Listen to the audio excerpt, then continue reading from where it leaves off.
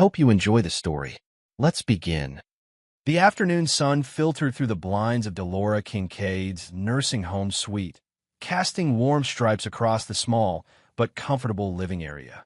Mason Kincaid sat across from his mother, watching as she sipped her tea with slightly trembling hands.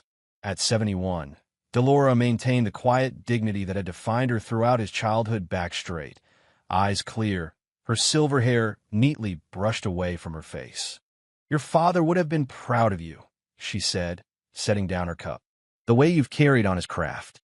Mason ran his thumb along the small wooden box in his hands. "I learned from the best." His voice was soft but carried a natural authority, the voice of a man, comfortable with silence, with waiting, with watching. He opened the box, revealing the diamond ring nestled inside. Even in the subdued light, it captured and refracted every beam, sending prisms dancing across the walls. Unlike mass-produced jewelry, this piece told a story in its asymmetrical perfection. His father had carved it by hand over months, the setting itself telling a story of meticulous care.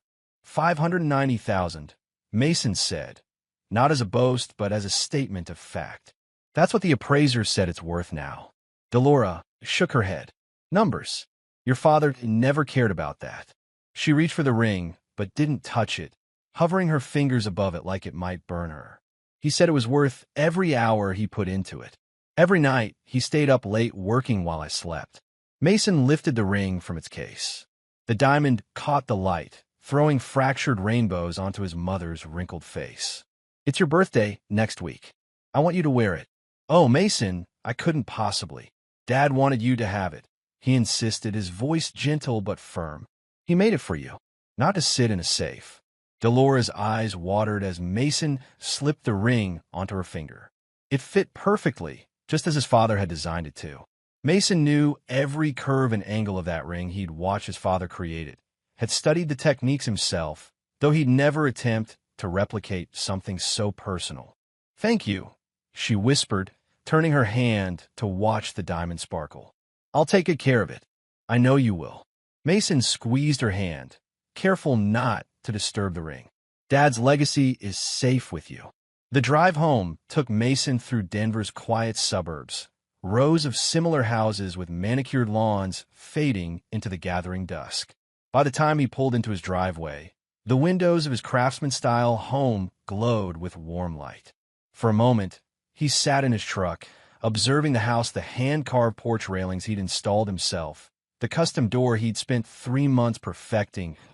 He found Leona in the kitchen, chopping vegetables with quick, precise movements. At 34, she remained as striking as the day they'd met, dark hair falling in waves past her shoulders, her movements fluid and graceful. She glanced up when he entered, offering a smile that didn't quite reach her eyes. "How's Delora?" she asked, returning to her chopping. "Good." She loved the ring. Mason washed his hands at the sink, stealing a sideways glance at his wife. Something about her felt different lately, a tension in her shoulders, a distance in her gaze. "That's nice." Her phone buzzed on the counter. When she didn't immediately check it, it buzzed again, insistent. "You can get that," Mason said, reaching for a towel. "It's nothing." Leona swept the chopped vegetables into a bowl. "Just work." They moved around each other in the kitchen with the practiced choreography of a decade-long marriage. Mason set the table while Leona finished preparing dinner. When they finally sat down, Leona's phone buzzed once more. This time, she slid it from the counter into her lap, thumbs moving quickly under the table.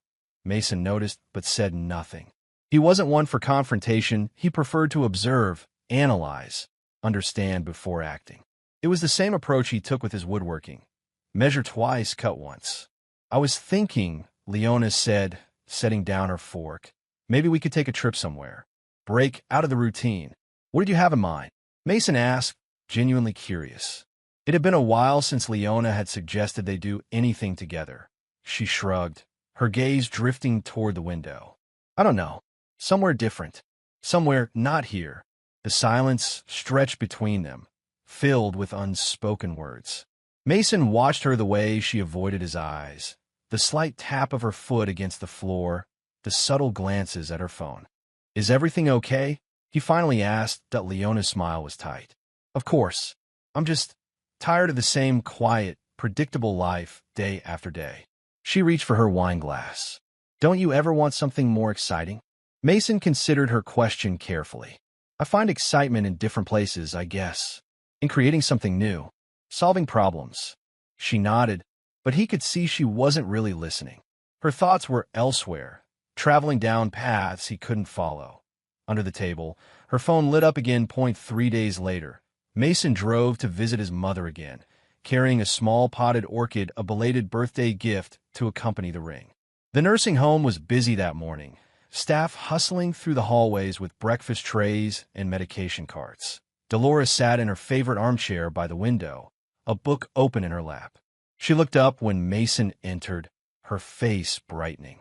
"There's my boy," she said, setting the book aside. Mason leaned down to kiss her cheek. "How are you feeling today?" "Can't complain," she said, though the shadows under her eyes suggested otherwise. Mason set the orchid on her windowsill, adjusting it to catch the morning light. "The ring," he said, noticing her bare hands. "You're not wearing it?" Dolores' smile faltered. "Oh, Leona came by yesterday. Said she wanted to get it cleaned for me, as a surprise." She patted his hand. So thoughtful of her. Mason kept his expression neutral, though something cold settled in his stomach. "Leona came here." "Yes, around lunchtime. She said the ring needed a special cleaning solution, something about the setting." Delora tilted her head. "Didn't she tell you?" "Must have slipped her mind," Mason said, his voice carefully even. "Did she say when she'd bring it back?" "No, but I'm sure it will be soon." Delora squeezed his hand. "Don't worry so much. That ring is in good hands." Mason nodded, already mentally cataloging the facts. Leona hadn't mentioned visiting Delora. She'd said she was having lunch with co-workers yesterday. He remembered because she'd come home later than expected, her cheeks flushed, smelling faintly of wine. He stayed with his mother for another hour, discussing her book, avoiding any further mention of the ring. When he finally left, his mind was already analyzing the situation, turning over possibilities with methodical precision. Like a tea home. He found Leona in the backyard, stretched out on a lounge chair with a magazine. She shaded her eyes when his shadow fell across her. "You're home early," she said. "I just saw my mom." Mason sat on the edge of the chair beside her. "She mentioned you visited her yesterday." A flicker of something surprise? Alarm? Crossed Leona's face before she composed herself. "Oh, right. I wanted to surprise you both. She said you took Dad's ring to be cleaned." Leona nodded, her eyes not quite meeting his. It looked like it needed it. All those little nooks in the setting they trapped dirt. "Where is it now?" "In the safe, of course." She sat up, smoothing her hair back. "I wouldn't leave something that valuable just lying around." Mason nodded slowly. "Thanks for thinking of that. Mom really treasures that ring." "I know." Leona stood, gathering her magazine and empty glass. "I'm going to start dinner." "Chicken okay?" "Perfect," Mason said, watching her retreat into the house. That night, after Leona had fallen asleep, Mason slipped out of bed and made his way to the home office. The wall safe was hidden behind a painting, one of the few non-practical indulgences he'd allowed himself when building the house. He entered the combination, his fingers moving from memory in the darkness. The safe door swung open silently. Mason reached inside, feeling for the familiar shape of the ring boxed. It wasn't there. He ran his fingers along every inch of the safe's interior, checking twice to be certain. The safe contained their passports, some cash, important documents, but no ring. No wooden box. No $590,000 family heirloom. Mason closed the safe and returned the painting to its position with careful, deliberate movements. He stood in the dark office for a long moment, his mind cycling through explanations, each more troubling than the last. The next day passed in a haze of forced normalcy. Mason went to his workshop, worked on commission pieces, came home, ate dinner with Leona. He watched her the way she checked her phone more frequently, the nervous energy in her movements, the way she talked about nothing important to fill the silence. That he waited until she left for her yoga class before he began his search. He started in the bedroom, methodically checking drawers, closets, shoe boxes, anywhere the ring might be hidden. When that yielded nothing, he moved to the rest of the house, careful to leave everything exactly as he found it. In the home office, Leona's laptop sat on the desk. Mason hesitated only briefly before opening it. The screen prompted for a password. He tried the one she'd used for years, her mother's maiden name and birthday. Access denied. He tried 3 more combinations before the correct one worked. Wes and Leo 2024 got a name he didn't recognize. This year's date. Mason's expression remained impassive as he navigated through her files. In her email, he found what he was looking for. A bank notification confirming a transfer of $587,000 to an account he didn't recognize. The date matched the day she'd visited his mother. $3,000 less than the ring's appraised value, likely a fee for a quick, no-questions-asked sale. He clicked further and found a confirmation email for a reservation at a place called Ananda Retreat in Bali, Indonesia. 2 guests. Departure date, next week. Then he saw the chat window minimized at the bottom of the screen. He opened it to find a conversation with someone named Wes Murrow. The most recent message, sent yesterday. Can't wait to start fresh with you. The ring was the final sign. Mason scrolled up through the conversation, putting together the pieces. Wes, the yoga instructor Leona had been seeing for the past 6 months. Wes, who'd been slowly convincing her that she deserved more than her boring life. Wes, who'd suggested they start over somewhere exotic, if only they had the money. A photo attachment caught his eye. Wes, presumably mid-30s, with the cultivated scruff and practiced smile of someone accustomed to charming his way through life. The kind of man who exuded an aura of spirituality while calculating dollar amounts. Mason closed the laptop precisely as he'd found it. He returned to the workshop behind their house and sat at his bench, surrounded by the tools his father had passed down to him. He picked up a chisel, feeling its weight in his hand. By the time Leona returned from yoga, Mason had made his decision. 3 days passed in careful preparation. Mason moved funds to accounts Leona couldn't access. He arranged for his most valuable tools to be stored with a trusted colleague. He contacted clients about delays on commission pieces, citing a family emergency. Through it all, he maintained a facade of normalcy at home. He ate meals with Leona, discussed trivial matters, even helped her choose a new swimsuit for summer, knowing full well it was for Bali. On the 4th morning, Leona woke to find Mason gone. No explanation. His clothes still hung in the closet. His truck still sat in the driveway. But the man himself had vanished. She called his cell phone straight to voicemail. She called his workshop, no answer. By afternoon, her annoyance had shifted to concern, then to panic. She called friends, neighbors, even the police, who informed her that adults had the right to disappear if they wanted to.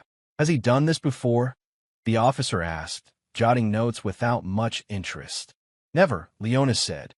He's the most reliable person I know. By evening, her panic had evolved into something else, a dawning realization that perhaps Mason knew, that perhaps this was a response to her plans. She tried accessing their joint accounts online, only to discover they'd been emptied. Frozen. Closed, she called Wes, her voice tight with stress. Something's wrong. Mason's gone, and so is the money. What about the ring money? Wes asked, his voice sharper than she'd ever heard it. That's in my personal account. But our tickets, the retreat. Use the ring money for now, Wes said. We'll figure the rest out later. Leona hung up, staring at the empty house around her. For the first time, she noticed details she'd overlooked: the spaces on the walls where certain photographs had hung, the missing leather-bound books from the shelf, small absences that added up to something deliberate. A week later, with still no sign of Mason, Leona and Wes boarded a plane to Bali. She left her wedding ring on the bathroom counter, a final break from her old life. As the plane lifted into the sky, she tried to summon excitement for her new beginning, but found herself instead looking back at Denver, shrinking beneath her, wondering where in that sprawling city Mason had gone, or if he was even there at all. Bali greeted Leona with humid heat that clung to her skin like a judgment. The Ananda Retreat sprawled across lush tropical grounds, all bamboo pavilions and infinity pools overlooking rice terraces. Under different circumstances, she might have been awed by its beauty. Instead, She watched Wes charm the retreat staff with practiced ease, his arm draped casually across her shoulders, as if she were simply another luxury he'd acquired. "This is perfect," he said as they entered their villa. Floor-to-ceiling windows revealed a private pool and jungle views. "Worth every penny."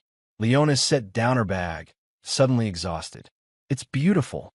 Wes pulled her into an embrace. "You made the right choice. This is just the beginning." His lips found hers, but something felt different, a mechanical quality to his affection, as if now that they'd arrived, he was merely going through the motions. Later that evening, at the welcome dinner, Leona noticed Wes's attention wandering. His eyes followed a young Australian woman doing yoga on the beach, lingering on her body with undisguised interest.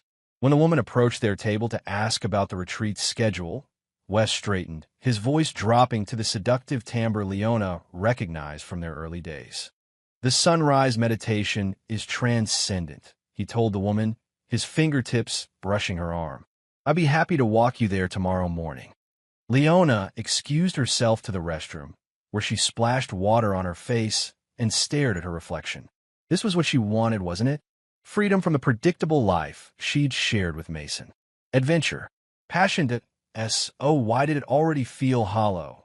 Back in their villa, she tried calling Mason again, a habit she couldn't break, even knowing he wouldn't answer. This time, an automated message informed her the number was no longer in service.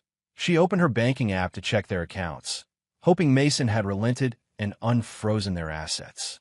Instead, she found error messages. Access denied. Account closed. "Wes," she called, a note of panic in her voice. "Something's wrong with the money." He emerged from the bathroom, a towel around his waist. "What do you mean? I can't access anything except the money from the ring. Our joint accounts are completely locked." Wes's expression darkened. "How much do we have left?" "About 500,000, after the retreat payment and the flights." She looked up from her phone. "That's still a lot of money." "It is," Wes agreed, though something in his tone suggested he'd been counting on more. He crossed to the minibar and poured himself a drink. "Don't worry, we'll make it work." But over the next few days, Wes grew increasingly distant. His morning meditation sessions with the Australian woman stretched into afternoons at the beach. His explanations became vaguer, his returns to their villa later. Leona found herself alone more often than not. Wondering if she'd traded one form of isolation for another. One afternoon, she returned from a spa treatment to find a message from the retreat manager requesting her presence at the front desk. There, the woman's professional smile didn't quite mask her discomfort. "There seems to be an issue with your payment, Mrs. Kincaid. Your credit card was declined." "That's impossible," Leona said. "We paid for the entire stay up front." The manager shook her head. "The initial payment was approved, but this morning the funds were withdrawn by the issuing bank. Some kind of fraud alert." Leona felt the blood drain from her face. "I'll handle this immediately." Back in the villa, she found Wes lounging by the pool with the Australian woman, both laughing over shared jokes. He looked up when Leona approached, the laughter fading from his face. "We need to talk," she said, ignoring the other woman. "The retreat payment was reversed. They're saying it's fraud." Wes dismissed the Australian with a quick excuse before turning to Leona. "What are you talking about?" "Mason," she said, the realization dawning even as she spoke.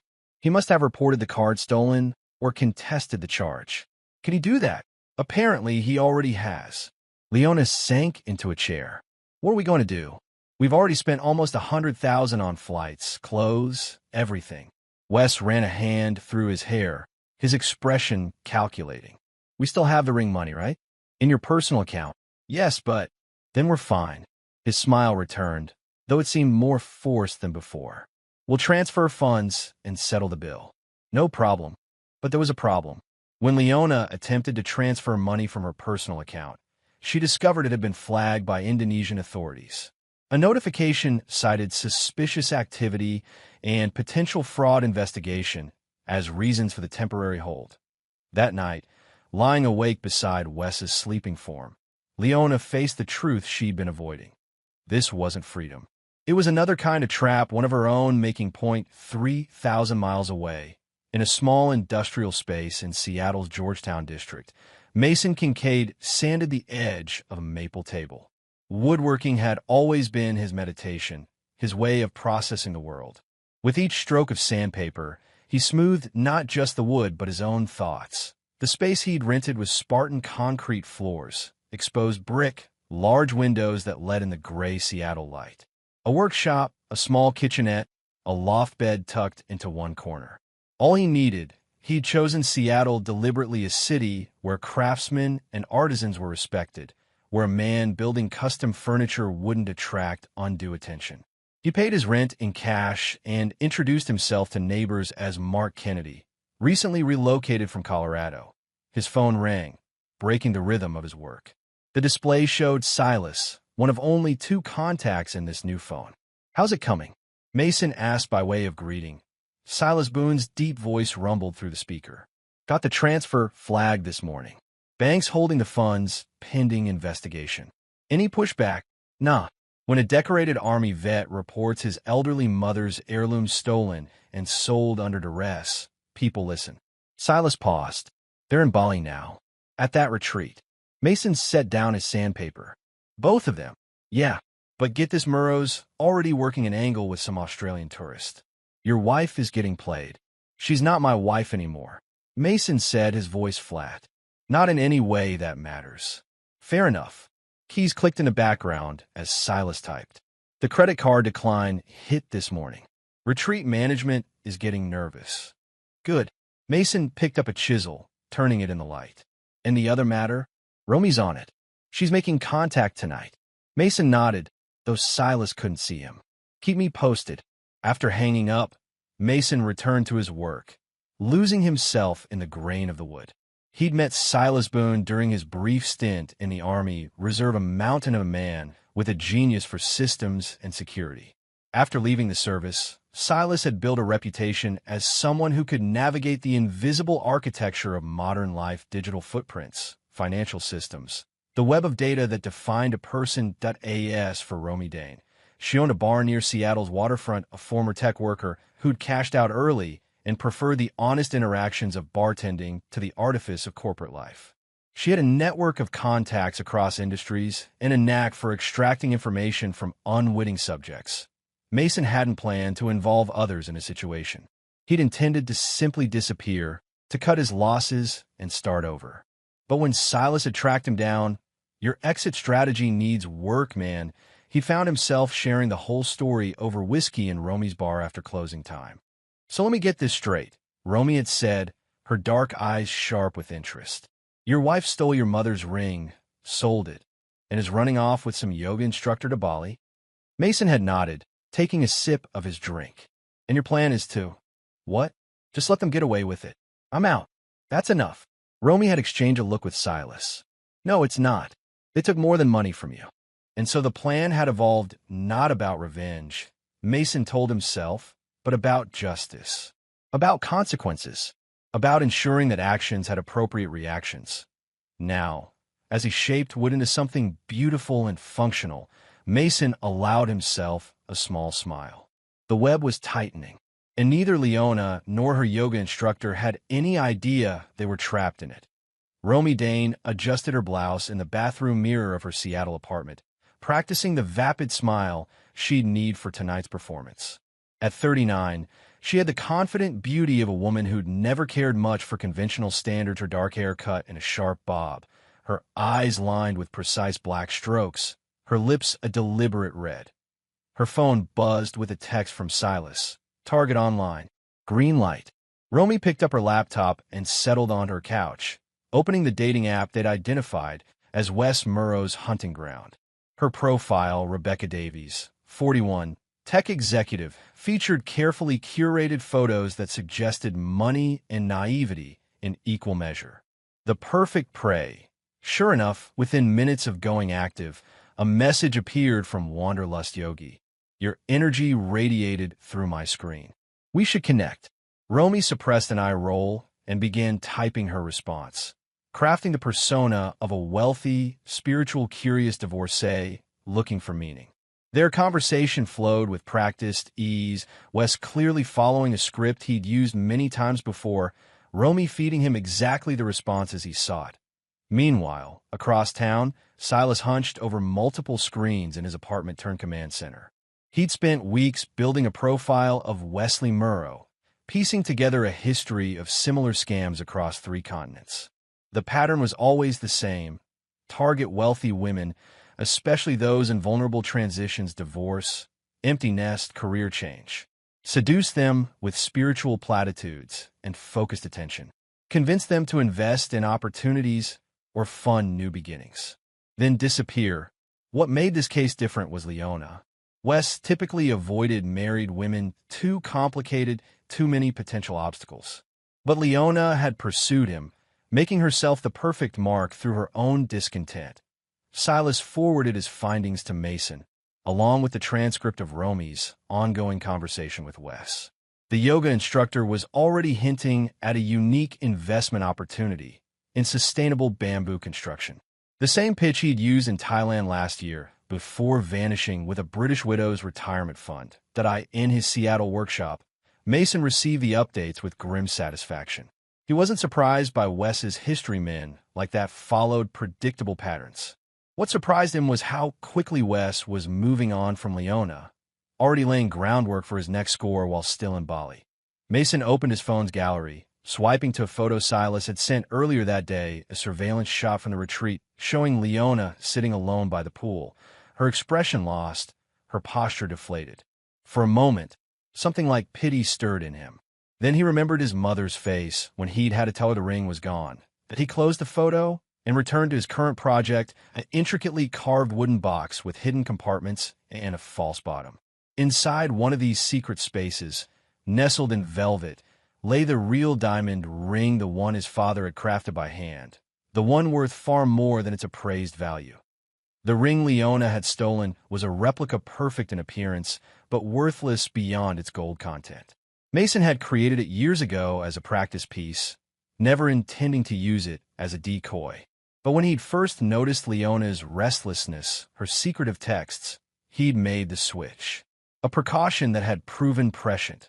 Now, that same caution was becoming a trap for the woman who'd betrayed him and the man who'd helped her.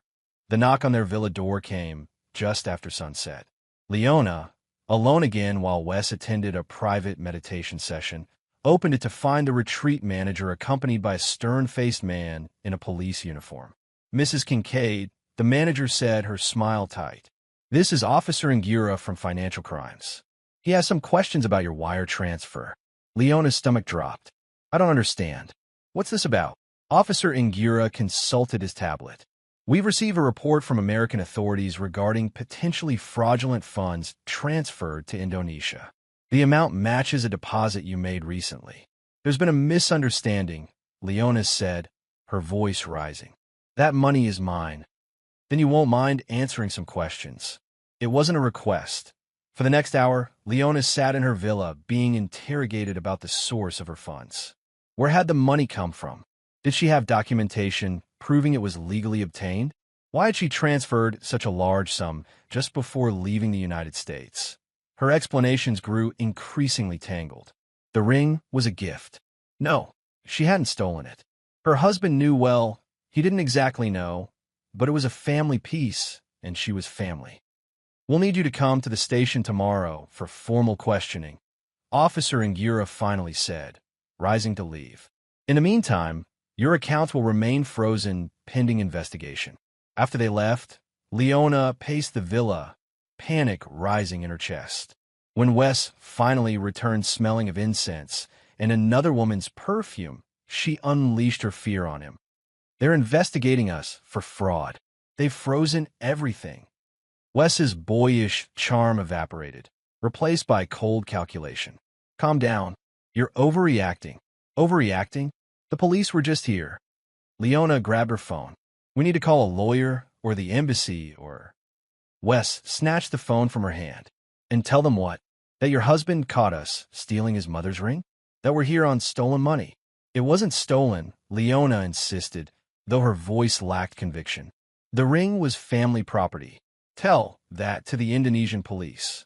Wes poured himself a drink. "Look, we just need to be smart about this. We still have our return tickets. We leave, go somewhere else, start fresh. With what money? Everything's frozen. Wes's expression hardened. You told me you had savings. Other accounts. I told you everything I had. Leona's voice cracked. The ring money was at my escape fund. Escape fund. Wes gave a humorless laugh. Is that what you called it? Something in his tone made Leona step back. What's that supposed to mean? Nothing. Wes drained his glass. Look, I need some air. We'll figure this out in the morning.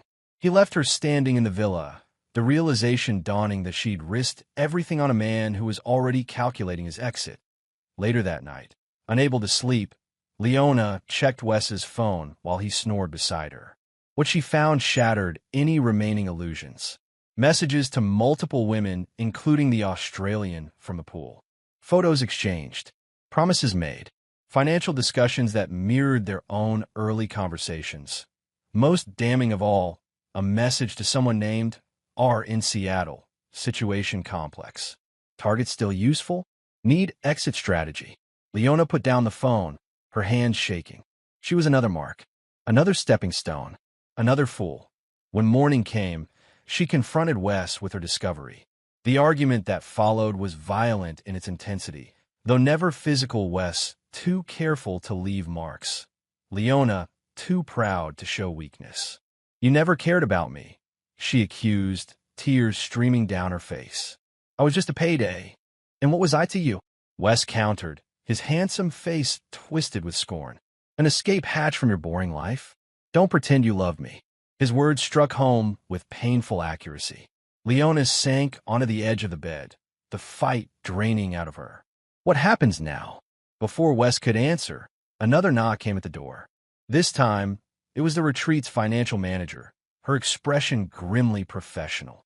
I'm afraid there's been an issue with your credit card, she explained. All charges have been reversed by the issuing bank. You'll need to provide alternative payment immediately or vacate the premises. Wes stepped forward with his practiced charm. There's been a misunderstanding. We can clear this up. Additionally, the manager continued, addressing Leona directly. Local authorities have requested that you remain in Bali pending their investigation. Your passports will be held at the police station until the matter is resolved. After she left, Wes and Leona stared at each other in stunned silence. This is your fault, Wes finally said, grabbing his duffel bag and beginning to pack. You assured me the money was clean. Where are you going? Leona asked, watching him stuff clothes haphazardly into the bag. They have our passports. I have contacts, he said vaguely. People who can help with these situations. Leona laughed bitterly. Of course you do. And what about me? Wes paused, regarding her with cool assessment. You're on your own. That's what independence means, right? What you wanted. He left without looking back, taking with him what little cash they had left. Leona sat alone in the villa as the tropical sun climbed higher, illuminating the ruins of her new beginning. Mason sat with Silas and Romy at a corner table in her closed bar, reviewing the latest developments. Rain pattered against the windows, casting shifting shadows across their faces in the dim light. The fraud investigation is proceeding, Silas reported, scrolling through his tablet. Indonesian authorities are cooperating fully with the Denver police. And Murrow? Mason asked. Romy smiled, a sharp expression with little warmth. Took the bait. He's been messaging Rebecca about his situation, claims he's helping a friend through a spiritual crisis, but needs to return to the States urgently. She turned her phone to show Mason the conversation. He's asking for help with travel expenses. Says he can offer exclusive investment opportunities in return. Mason nodded, his expression unchanged. And Leona? Stranded, Silas said. No passport, no money, hotel, threatening eviction.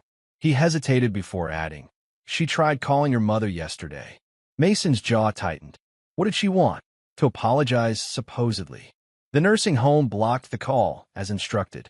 The three fell silent, the only sound the gentle clink of ice melting in their glasses. Finally, Romy leaned forward. It's time for phase 2, she said. The exposure. Mason considered this, turning his glass slowly on the table. Proceed. The next morning, Denver woke to a social media storm. Anonymous accounts had posted screenshots of text messages between Leona and Wes' intimate conversations, plans to sell the ring, discussions of their future together. Each post tagged local news outlets, business associates, friends from her yoga studio. Simultaneously, a sympathetic profile of Delora Kincaid appeared in the local newspaper, an elderly woman betrayed by her daughter-in-law, her cherished heirlooms stolen and sold. The article quoted neighbors and friends, all expressing outrage at the violation of trust. Mason's absence was noted, but deliberately left mysterious. Mr. Kincaid could not be reached for comment. The article stated, adding weight to the narrative of a man devastated by betrayal. The BY afternoon.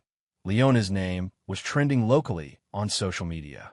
Former friends distanced themselves. The yoga studio where she'd met Wes issued a statement disavowing any knowledge of their instructor's inappropriate relationship, and the art gallery where she occasionally worked removed her name from their website. In his Seattle workshop, Mason received regular updates, but took no pleasure in them. This wasn't about humiliation, it was about consequences, about ensuring that actions had weight and meaning, about preventing Leona and Wes from simply walking away from what they'd done. He returned to his current project, a sculpture carved from a single piece of black walnut. From certain angles, it resembled a heart.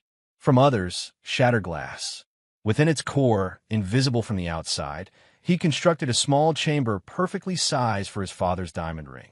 The buyer's lawsuit arrived while Leona was still in Bali, fighting to have her passport returned. A formal document delivered to the retreat by courier, it detailed accusations of fraud and misrepresentation. The diamond ring she'd sold for nearly $600,000. The ring that was supposed to fund her new life was a fake. Gold and cubic zirconia, expertly crafted but essentially worthless. The buyer, a jewelry collector from Singapore, demanded full restitution plus damages. His lawyers had already begun civil proceedings and were cooperating with Indonesian authorities on potential criminal charges. Leona read the document 3 times, each pass revealing new horrors. The lawsuit included a gemologist's report, photographs comparing the fake to historical images of the original, even a handwriting analysis suggesting she had knowingly misrepresented the item. Mason. It had to be. Somehow, he'd known what she was planning, had prepared for it. She thought back to his workshop, to the hours he spent alone crafting pieces no one else would ever fully appreciate, to his patient hands and quiet focus, to the way he solved problems not with confrontation but with careful planning and precise execution. For the first time, Leona understood the man she'd married and the depth of what she'd thrown away. Her Indonesian lawyer, a harried woman paid for with borrowed money from the American consulate, delivered the final blow during their meeting. They're dropping the fraud investigation, she announced, shuffling papers. Leona's relief was short-lived. Instead, they're charging you with attempting to sell counterfeit goods. The lawyer adjusted her glasses. It's actually worse. The potential sentence is longer. But I didn't know it was fake. Leona protested. The lawyer's expression was skeptical. The evidence suggests otherwise. Your husband has provided a sworn statement that the original ring remains in his possession, that the piece you sold was a practice replica he created years ago. Mason gave a statement. You've spoken to him. Not directly. His attorneys submitted documentation. The lawyer hesitated. There's more. Your visa expires next week. Under normal circumstances, you would simply be deported.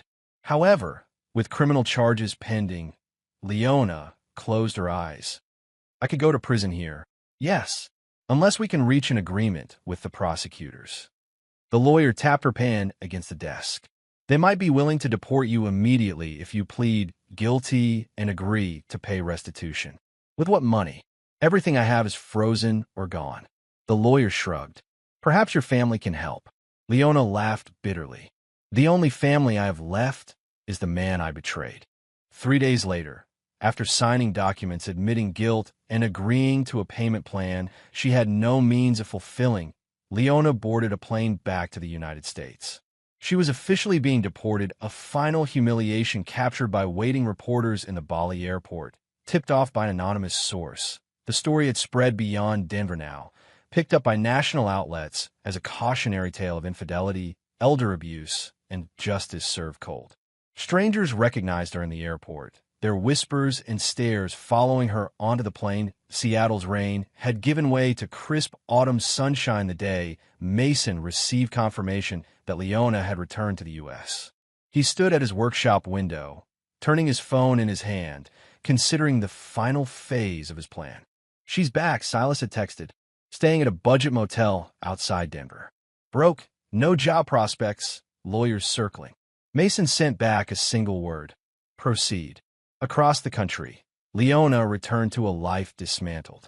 The house she'd shared with Mason had been sold, the contents either moved or auctioned. Her personal items had been packed into boxes and placed in a storage unit the rental paid for 3 months, after which everything would be disposed of. Her friends didn't return her calls. Former colleagues crossed the street to avoid her. The online hatred had died down, but the damage to her reputation was complete. She was the woman who had stolen from an elderly woman, who had betrayed her husband for a con man, who had received exactly what she deserved. Wes had vanished completely. His social media accounts deleted, his phone disconnected. According to rumors, he'd fled to South America, though no one knew for certain. What was clear was that he'd never intended to wait for her, that she'd been replaceable from the start. With nowhere else to go, Leona drove to their house only to find new owners and residents. A young family with a moving truck still in the driveway, unloading furniture that would replace the pieces Mason had crafted by hand. She parked across the street, watching from a distance, wondering where he'd gone. Whether he'd taken the table he'd built for their first anniversary, the rocking chair he'd made when she'd mentioned wanting children someday. That a tap on her car window startled her. A postal worker stood outside, holding an envelope. "Are you Leona Kincaid?" he asked. She nodded, rolling down the window. "This was in the mailbox at your old address. The new owners asked me to deliver it if I saw you." The envelope was plain white, unmarked except for her name written in Mason's precise handwriting. Inside was a single sheet of paper containing just one line: "Your piece cost my legacy. Now you'll live without both. M.K." No address, no phone number, nowhere to find him, no way to explain or apologize or make amends. Just the cold finality of a door closed forever. Leona drove back to her motel room and sat on the edge of the bed, the note clutched in her hand. Outside, the sun set over the mountains, casting long shadows across the parking lot. In the growing darkness, she finally understood what she'd truly lost: not just Mason, but the shelter of being truly known by another person, of being accepted despite flaws, of having roots and history and connection, all traded for a fantasy that had evaporated like morning mist. The plea deal Leona accepted gave her community service instead of jail time, 200 hours volunteering at a senior center in Denver. A calculated irony she recognized immediately. The judge had also ordered financial restitution to the buyer, a sum so far beyond her means it might as well have been $1 million. The court had placed restrictions on her travel: no international flights, regular check-ins with a probation officer, mandatory financial disclosures. The civil suit from the ring buyer proceeded in parallel, draining what little resources she had left on legal fees. 6 months after returning from Bali, Leona stood behind a reception desk at the senior center, checking in visitors with a practiced smile that never reached her eyes. She'd found a studio apartment she could barely afford, furnished with second-hand pieces nothing like the crafted wood that had filled her home with Mason. During her lunch break, she sat alone in the break room, scrolling through job listings on her phone. Her background was in gallery management, but no gallery would touch her now. The senior center had only hired her because of the court order, making it clear the position would end with her community service that a notification popped up on her phone, a news article forwarded by her mother, the only family member still speaking to her. The headline made her stomach drop. "Renowned craftsman opens gallery in Denver. Bonds that endure showcases artistry in wood." The article included a photo of a gallery space filled with handcrafted wooden furniture and sculptures. Though Mason wasn't pictured, Leona recognized his work immediately: the distinctive joinery, the way he balanced function and form, the hidden details only the owner would ever discovered. He was back in Denver. Had been for weeks, according to the article. Had opened a gallery just 10 blocks from where she now Saturday. She set down her phone, hands trembling slightly.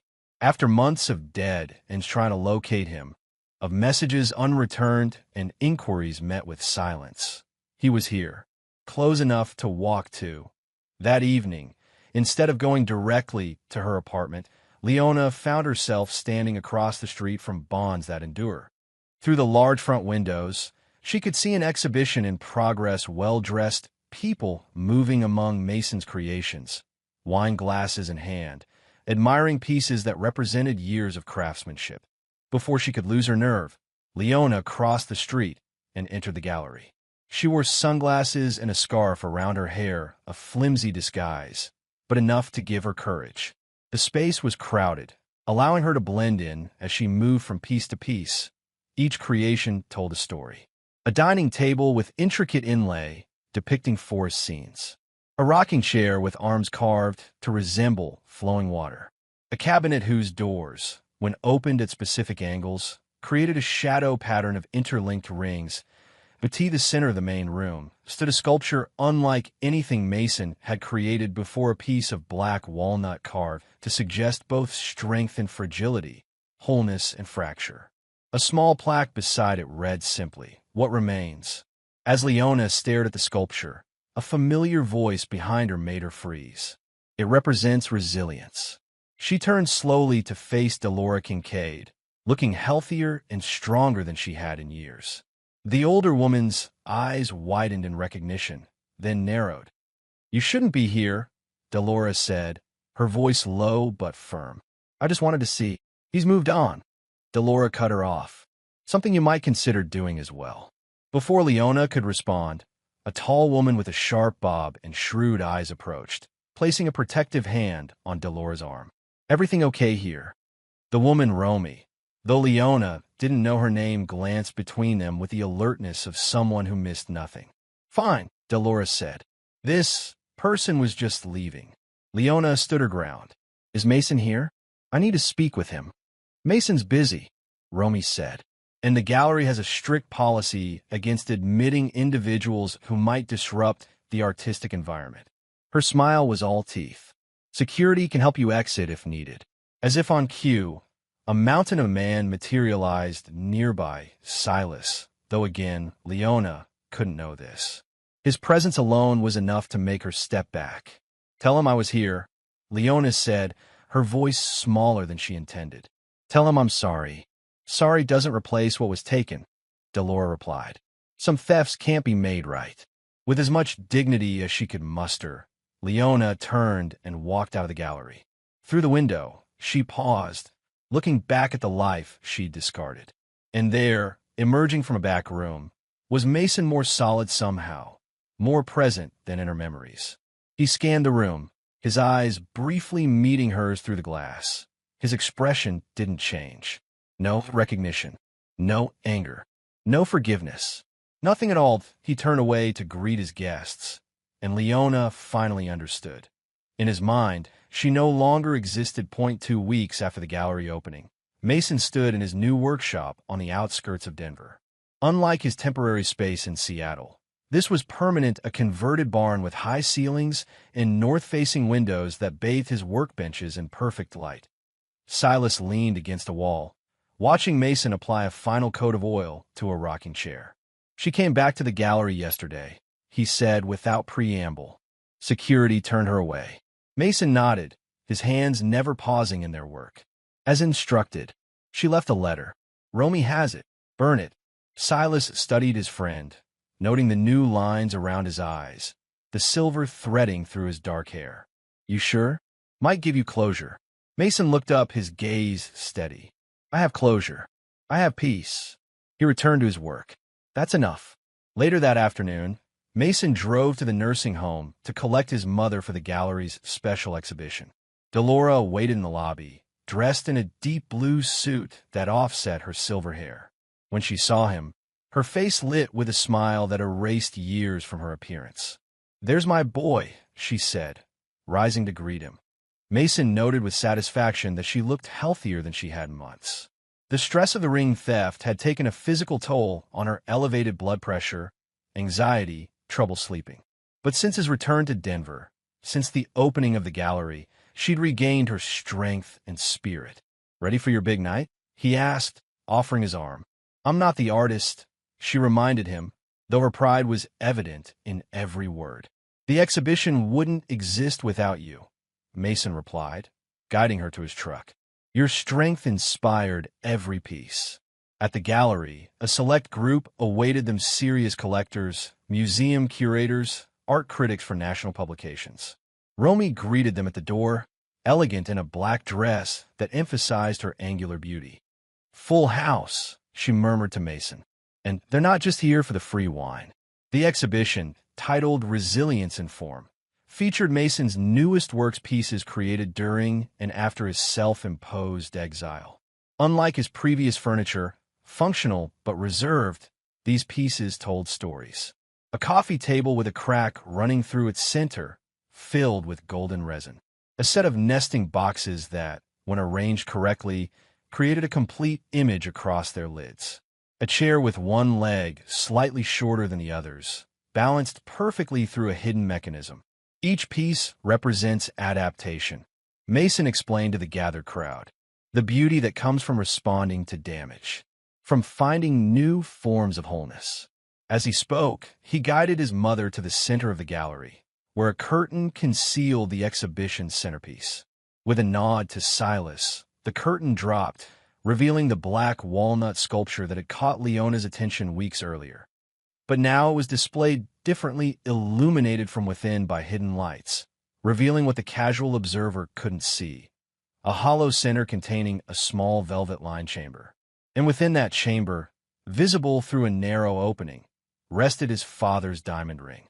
"This piece is called What Remains," Mason said, his voice carrying through the hushed gallery.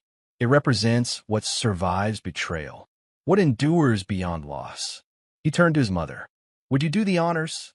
Dolores stepped forward, pressing a hidden catch that no one else would have found. A section of the sculpture swung open, allowing her to retrieve the ring. With tears in her eyes, she slipped it onto her finger where it had always belonged. The crowd applauded, cameras flashed, and critics murmured appreciatively. Mason stood back, watching his mother bask in the moment, seeing his father's legacy restored and transformed. This was justice, not the punishment of those who had wronged them, but the reclamation of what truly mattered. The letter arrived at Mason's workshop on a Tuesday morning, delivered by a courier rather than regular mail. The envelope bore no return address, just his name in familiar handwriting. Mason set it aside, unopened, and continued working on his current commission, a dining set for a Silicon Valley executive who'd flown to Denver specifically to meet with him after seeing the exhibition. It was his third major commission that month, each commanding prices that would have seemed impossible a year. 8G lunch. Romy stopped by with sandwiches and coffee. Her gaze fell on the envelope. "Another one," she noted. "That's what, the fifth?" "Sixth," Mason corrected, unwrapping his sandwich. "She's persistent. You gonna read it this time?" Mason took a bite and chewed thoughtfully before answering. "No." Romy nodded, understanding without needing explanation. They ate in companionable silence until she spoke again. "She's leaving Denver. Got some job offer in Chicago." This was news to Mason, though his expression didn't change. "Good for her. Apparently she's holding some kind of goodbye gathering tonight at that bar near her apartment. Try to make peace before she goes." Romy sipped her coffee. "You want me to swing by? Keep an eye on things?" Mason shook his head. "Not necessary." But that evening, after finishing work and sending Silas and Romy home, Mason found himself driving past the bar Romy had mentioned.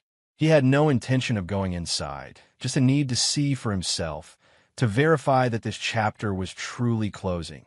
The bar was a step up from a dive, but several steps below respectable, the kind of place where people went to drink without conversation. Through the window, he could see Leona at a high-top table, joined by just two others, colleagues from the senior center, based on their name badges. A modest goodbye for a diminished life. Mason was about to drive away when Leona emerged from the bar, stepping outside for air or smoke. She looked different, thinner, sharper somehow, with none of the easy confidence she'd once possessed. When she glanced up and saw his truck, recognition dawned on her face, Before he could drive away, she approached, stopping several feet from his driver's side window. Mason rolled it down, his expression neutral. "I thought that was you," she said. "I've been trying to reach you." "I know." The simplicity of his response seemed to throw her. She wrapped her arms around herself against the evening chill. "I'm leaving town," she offered. "Chicago. Fresh start." Mason nodded once. "Good. I just wanted to tell you in person that I'm sorry." The words came out in a rush.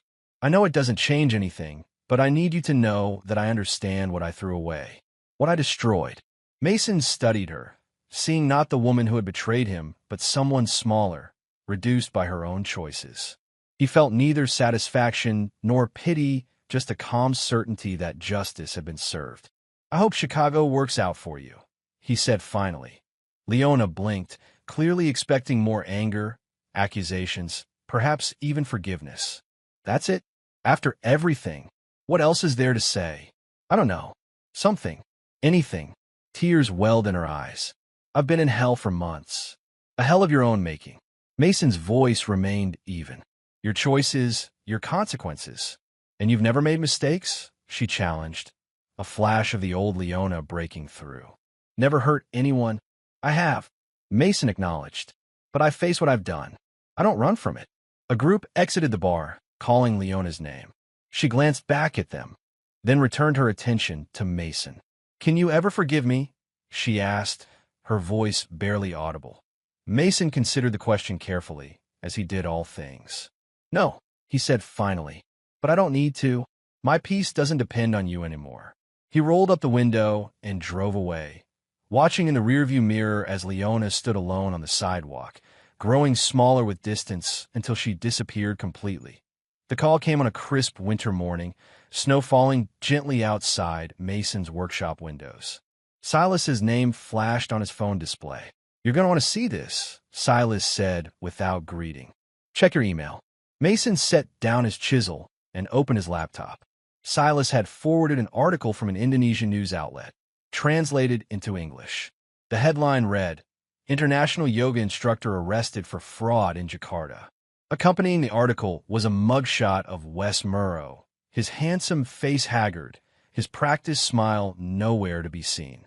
According to the report, he'd been caught attempting to sell fake investment opportunities to a wealthy heiress who turned out to be an undercover officer with Interpol.